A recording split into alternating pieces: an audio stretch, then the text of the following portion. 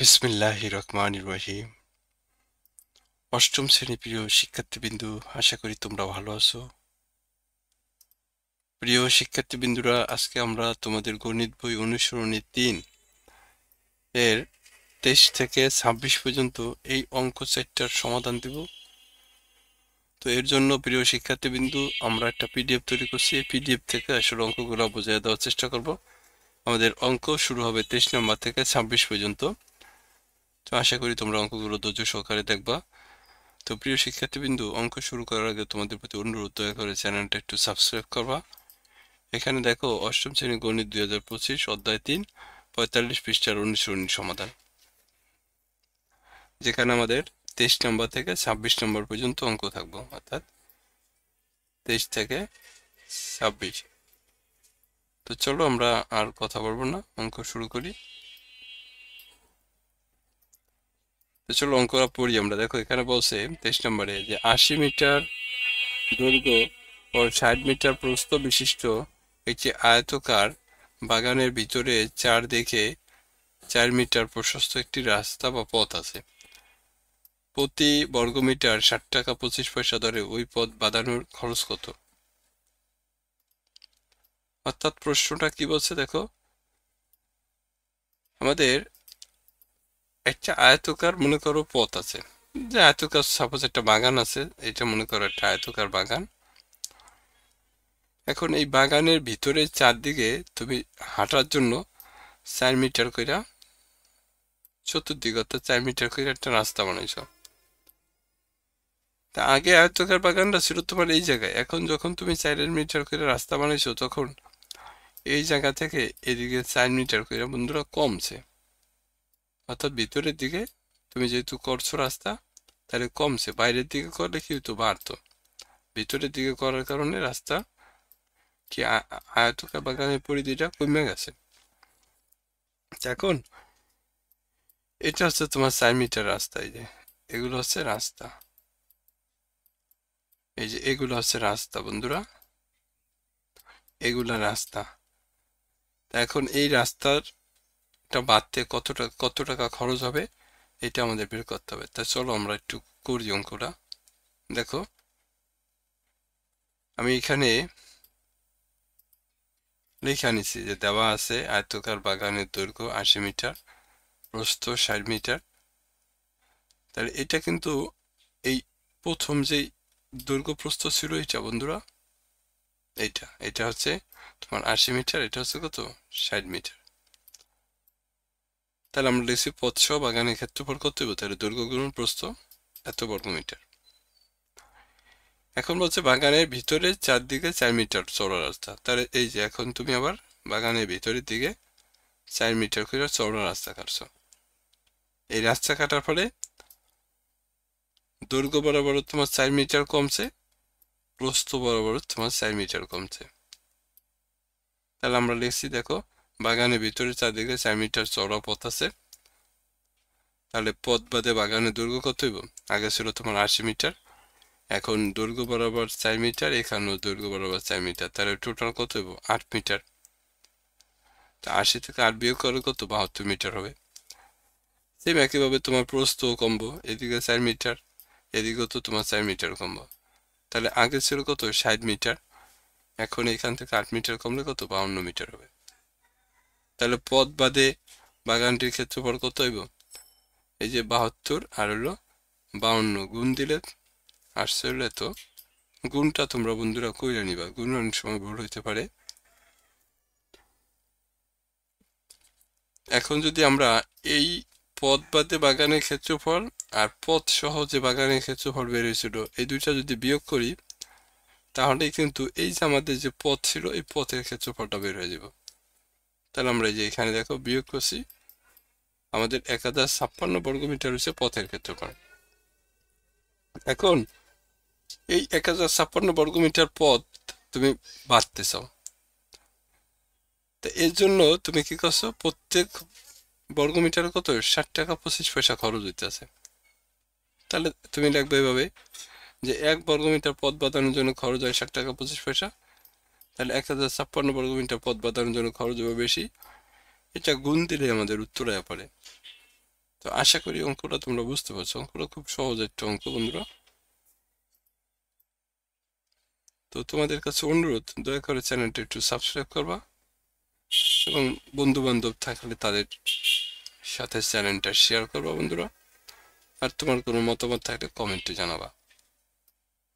তো স্ক্রিনশট দিয়ে যদি নিতে চাও কোনো বন্ধু, তাহলে নিতে পারো।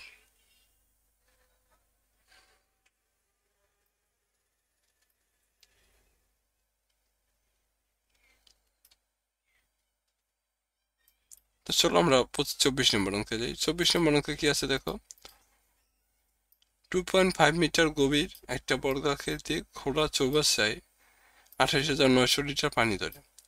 এর ভিতরে দিকে সীসার পাত লাগাতে প্রতি বর্গমিটার 12 টাকা 50 পয়সা হিসাবে মোট খরচ হবে। তাহলে মোট কত খরচ হবে? অর্থাৎ একটা চৌবাচ্চা আছে মনে করো, এরকম একটা চৌবাচ্চা আছে। এখন চৌবাচ্চায় পানি ধরে কত? 28,900 লিটার।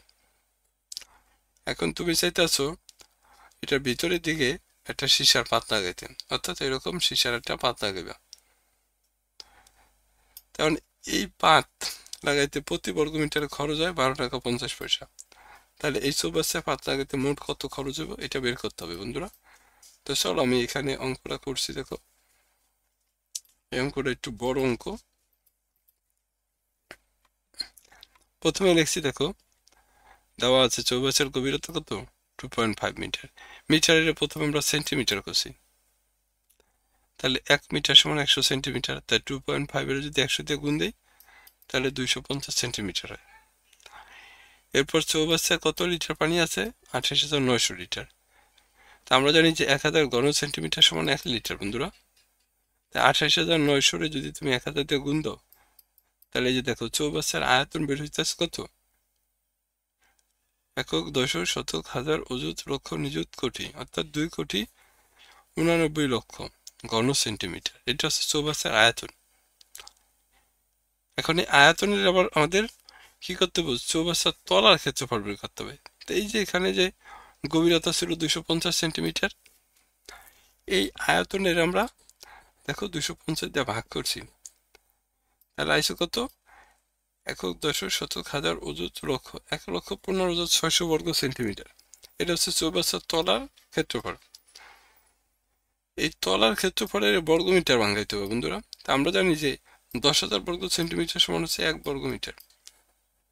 তাই এটা তুমি একবারে 10,000 দিয়েও ভাগ করতে পারতো, অথবা 100 গুণন 100 দিয়ে ভাগ করো। তো ভাগ করা কত আসে? 11.56 বর্গমিটার আসে। এটা হলো একটা চৌবাচ্চার বর্গাকৃতি তলার ক্ষেত্রফল। তাহলে চৌবাচ্চার বর্গাকৃতি তলার ক্ষেত্রফল যদি 11.56 হয়, তো এর বাহুর দৈর্ঘ্য কত হবে? এই ক্ষেত্রফলের যদি তুমি রুট করো তাহলে এর বাহুর দৈর্ঘ্য বের হবে 3.4।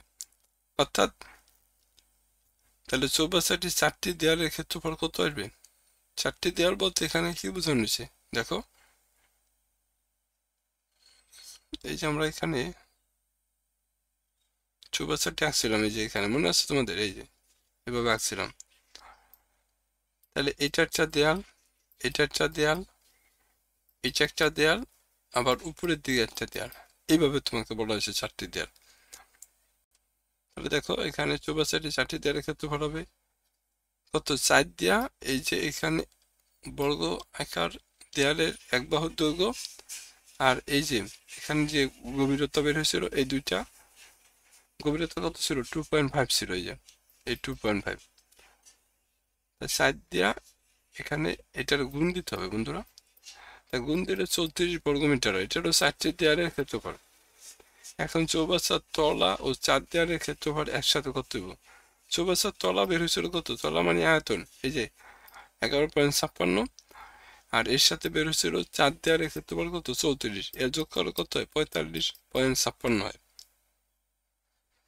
এখন এই 45.56 বর্গমিটার, এখানে বন্ধুরা এটা মিটার না, এটা হচ্ছে বর্গমিটার। বর্গমিটার সীসার পাত লাগাতে খরচ হবে। তো 1 বর্গমিটারের পাত লাগাতে খরচ হয়, এই যে দেখো এখানে দেওয়া আছে 12 টাকা 50 পয়সা। এই যে তাহলে এই যে এখানে যে 45 বের হয়েছে, এটারে গুণ দিবা। গুণ দিলে যে চারবে, ইচ্ছা হচ্ছে উত্তর বন্ধুরা। তো আশা করি বুঝতে পারছো। স্ক্রিনশট দিয়ে নিলে নিতে পারো বন্ধুরা, স্ক্রিনশটটা আমি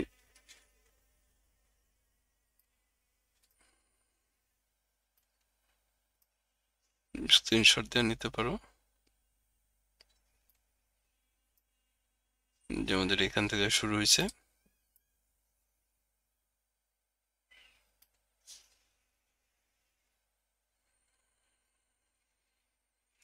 শুনো, আশা করি তোমরা স্ক্রিনশট দিয়ে নিচ্ছ।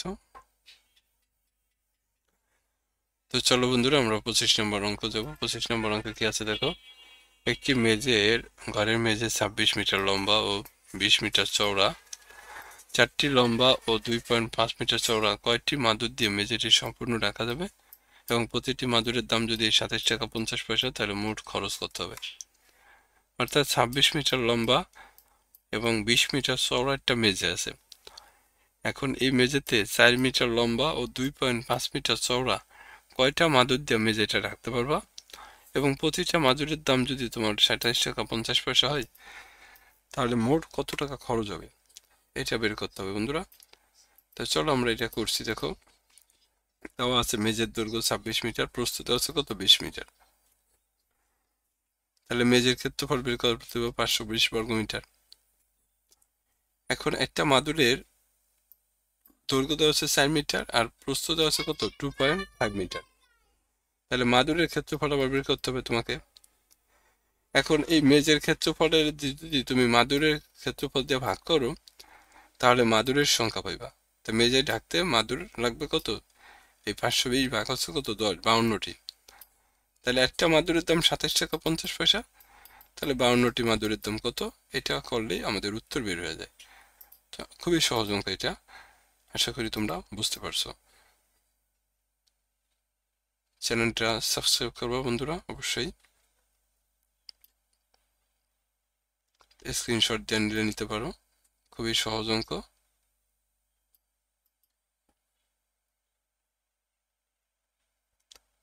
এরপর আমাদের সর্বশেষ অঙ্ক যেটা 26 নম্বর, এখানে কি আছে দেখো, একটি বইয়ের দৈর্ঘ্য 25 সেন্টিমিটার এবং প্রস্থ 18 সেন্টিমিটার, তাহলে বইটির পৃষ্ঠা সংখ্যা 200 এবং প্রতি পাতা কাগজের পুরুত্ব 0.1 মিলিমিটার হলে বইটির আয়তন কত। তোমার কাছে 25 মিটার দৈর্ঘ্য এবং 18 মিটার প্রস্থ বিশিষ্ট একটা বই আছে, এবং বইতে পৃষ্ঠা আছে কত 200টি, এবং একটা পাতার পুরুত্ব কত 0.1 মিলিমিটার, তাহলে বইটার আয়তন কত, এটা বের করতে হবে। তাই চলো আমরা লিখছি। দেখো, দেওয়া আছে বইয়ের পৃষ্ঠা সংখ্যা 200টি, তাহলে পৃষ্ঠা যদি 200টি হয়, তাহলে পাতার সংখ্যা কত। আমরা জানি যে 2 পৃষ্ঠা 1 পাতা, তা 200 2 দিয়ে ভাগ করে কত 100 পাতা হয়, অর্থাৎ 200 পৃষ্ঠা সমান 100 পাতা। তাহলে একটি পাতার পুরুত্ব কত 0.1 মিলিমিটার, তাহলে 100টি পাতার পুরুত্ব কত হইব 10 মিলিমিটার বা 1 সেন্টিমিটার, অর্থাৎ 10 মিলিমিটারের কিন্তু আবার আমরা জানি যে এই 1 মিলিমিটার সমান 1 সেন্টিমিটার সমান 10 মিলিমিটার। তো মিলিমিটার বা সেন্টিমিটার ভাঙানো যায় বন্ধুরা, এটা ভাঙালে কত হয় 1 হয়, অর্থাৎ 10 মিলিমিটার আমরা সেন্টিমিটার করে নিচ্ছি। মানে এখানে যে আমাদের এই যে বইয়ের পাতার যে পুরুত্ব বের হয়েছে, এটার আমরা কি করছি মিলিমিটার থেকে সেন্টিমিটার করে নিয়েছি।